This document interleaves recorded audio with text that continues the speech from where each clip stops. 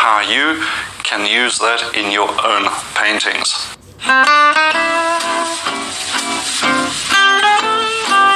Now, Impressionist color is really such an exciting topic. There is some scientific background to it. The Impressionists were right in the middle of the Industrial Revolution as well, so there's a lot going on in the industries which also influenced the development of paint and painting materials. Then there was the whole rebellion against the old master style of painting. So what did they use to replace the colors and techniques used by the old masters? So the Impressionists really made such a fundamental change to painting, and it's no wonder it is still such a popular topic today. So let's dig down into some of the interesting things about Impressionist painting color. We're going to look at luminosity, what colors we should still use today, the use of black or not as a color in your painting, and broken color. Does it work? Should it be something we still use today, or can we adapt it? So let's get into the subject of Impressionist color in a bit more detail. Now, the Impressionist movement was characterized by an emphasis on capturing the fleeting and changing colors of nature rather than depicting objects in a realistic way.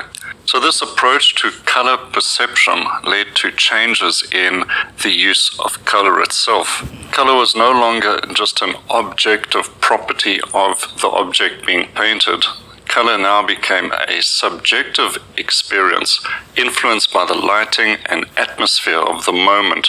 So to catch these fleeting and ephemeral qualities of color, the Impressionists used loose, expressive brushstrokes and bright, luminous color.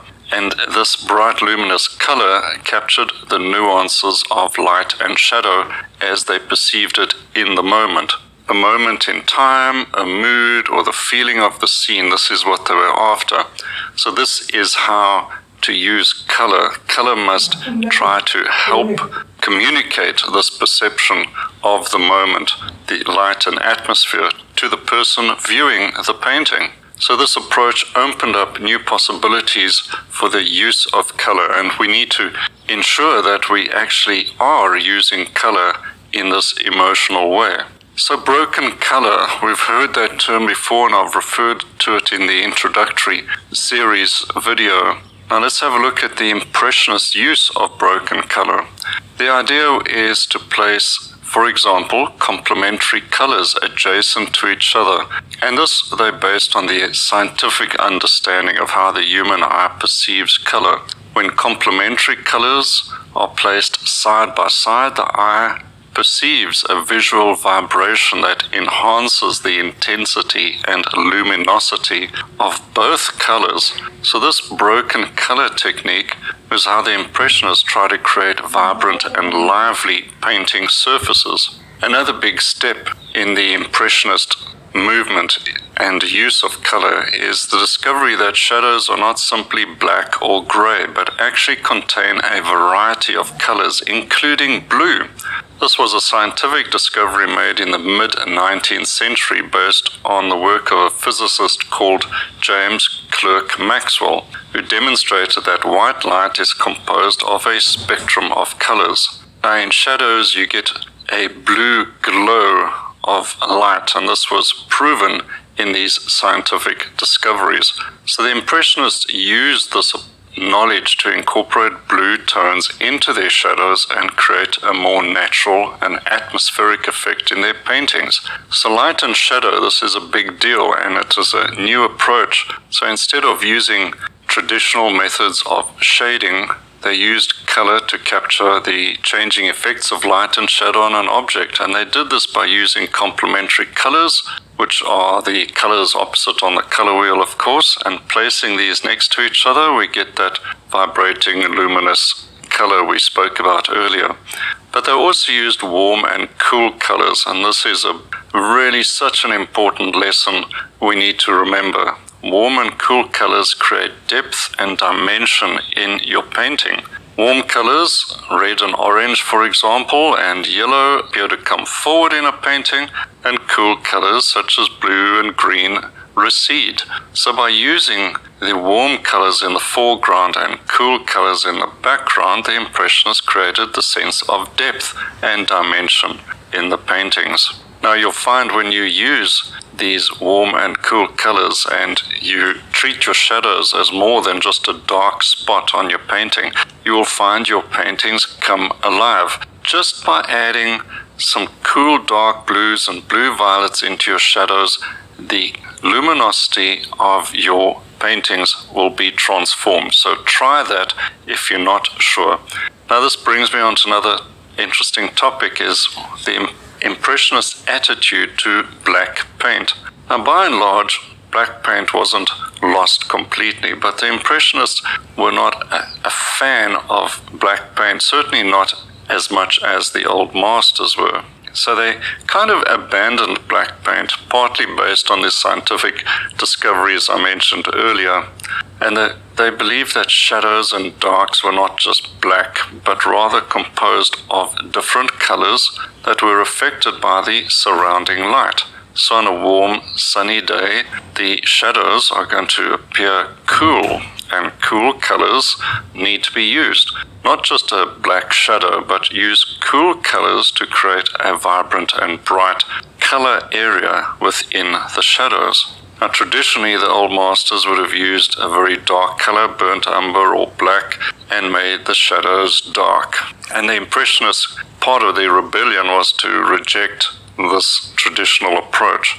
And they didn't want dull or lifeless images with just these black holes in the painting, but they wanted vibrant and lively color.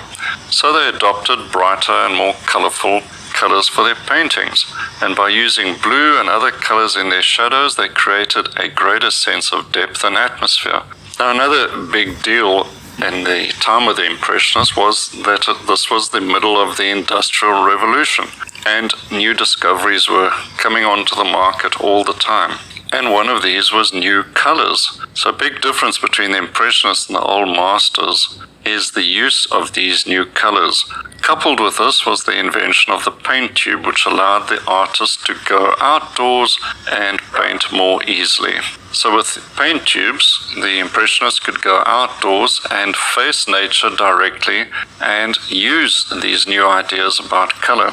And this led to the use of vivid colors. Blues, greens, and pinks came into Impressionist painting, and we didn't really see that in the old master paintings. Examples of new colors: cobalt blue and emerald green, and these allowed the Impressionists to experiment with more vibrant and luminous color and create those shimmering and vibrating color effects. Now we have the benefit of almost a limitless choice of colors, but for an Impressionist kind of painting today, a good palette to use is a small palette, and the following colors are a good palette to use: titanium white, cadmium yellow lemon or yellow light, and a warm color like cadmium yellow deep. Your reds could be cadmium red light or naphthol red, and a cool red like alizarin crimson, ultramarine blue and cerulean blue, and yellow ochre and burnt sienna.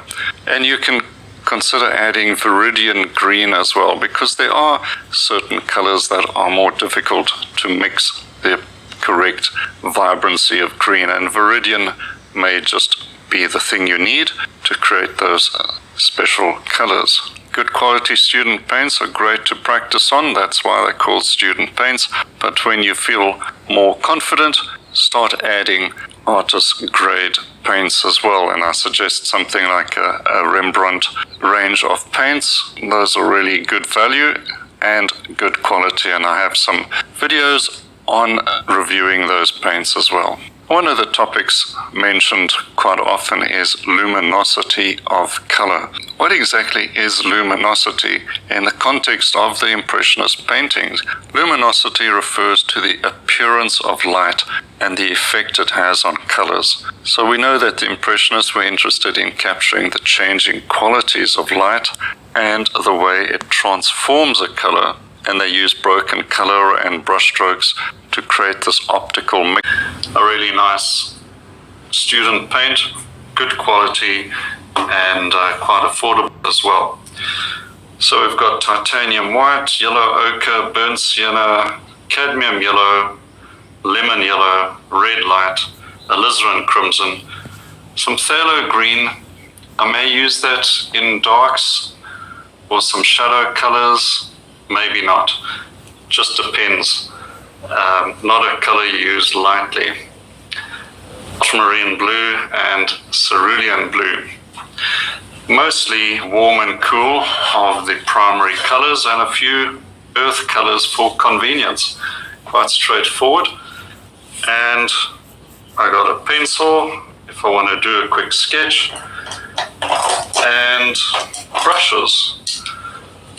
Mostly a selection of long flats, size 8s, size 6, and here's a round just for some detail. So that's quite straightforward. And I'll start off with a big brush, and usually working from dark to light. So let's have a look at that reference. What I suggest you do is always start off with a horizon line, more or less below the middle somewhere or above it, depending on your view. And then a few big shapes I'm just going to put in. There's a nice diagonal with that mountain in the background.